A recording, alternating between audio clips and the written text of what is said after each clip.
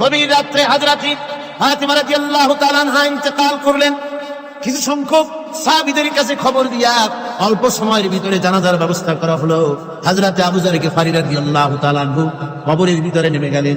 কবরের ভিতরে নেমে গিয়া হযরত আবু যর বলেন, রে কবর, তোর ভিতরে আজকে কাকে রাখবো, তুই কি তা জানিস নাকি? কোনো জবাব আসে না। হযরত আবু যর বলেন, কবর রে, তোর ভিতরে আজকে যাকে রাখবো তিনি হতেছেন হযরত ইমাম হাসান হোসেনের মা।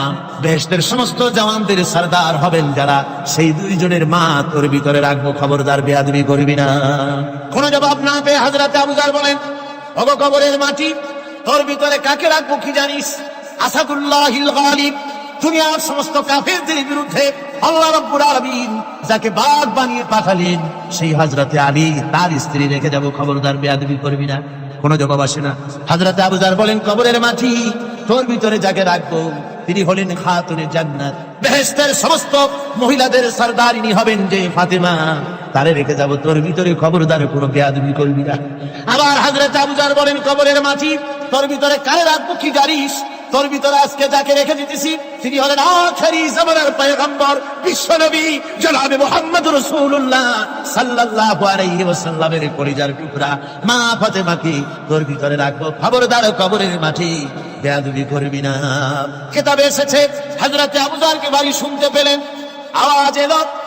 আওয়াজ এলো, কে যেন বলতেছে, রে আবু যর, আমি ফাতেমাকে চিনি না, হাসান হোসেনের মাকে চিনি না, আলীর স্ত্রী চিনি না, রাসূলের মেয়ে মা ফাতেমাকে চিনি না।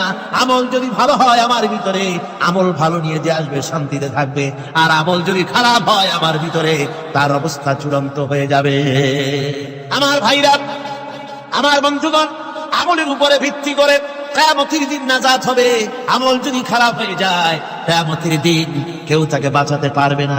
এই জন্য কিয়ামতের ময়দানে, হাসরের দিনে আল্লাহর হাবিব জনাবে মুহাম্মদ রাসূলুল্লাহ সাল্লাল্লাহু আলাইহি ওয়াসাল্লাম সিজদায় পড়ে কাঁদতে থাকবেন। আল্লাহ রাব্বুল আলামিন বলেন, হাবিব রে, আপনি কাঁদেন কেন? আজকে তো আপনার কাঁদার দিন না, আমি আপনাকে মাকামে মাহমুদ দান করেছি, আমি আপনাকে কাউসার দান করেছি, আপনার আজকে সম্মানের দিন, মর্যাদার দিন, কাঁদেন কেন? আল্লাহর হাবিব বলবেন, রব্বুল আলামিন, মাকামে মাহমুদ পেয়েছি, কাউসার পেয়েছি, কান্দি এই জন্য আমি দেখতে পাচ্ছি আবার সামনে দিয়া ফেরেশতারা আমার উম্মতগুলি জাহান্নামের দিকে নিয়ে যায়। আল্লাহ রাব্বুল আলামিন বলবেন, ওগো আমার হাবিব, আমি আপনাকে ক্ষমতা দিলাম, আপনার জান্নাতি উম্মতগুলি আপনি বেছে নেন। আল্লাহর হাবিব তার জান্নাতের উম্মতগুলি বাঁচতে থাকবেন। হযরত আয়েশা বলেন, ইয়া রাসূলুল্লাহ, কিয়ামতের ময়দানে লক্ষ কোটি কোটি মানুষের ভিতরে আপনার জান্নাতি উম্মত আপনি চিনবেন